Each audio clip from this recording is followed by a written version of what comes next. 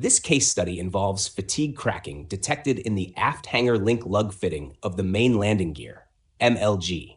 This fitting is part of the primary load transfer structure that connects landing gear loads into the fuselage.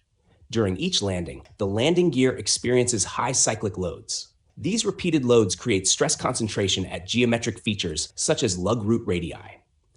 Over time, small fatigue cracks initiated at this high-stress region. Since this is a primary structural attachment, any crack in this location is critical.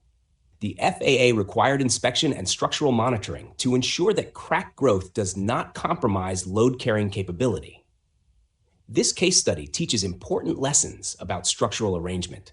Primary load paths must be clearly understood and protected.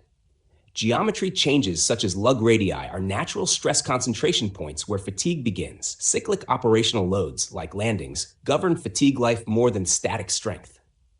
Critical attachment fittings require periodic inspection because structural redundancy does not eliminate local crack initiation.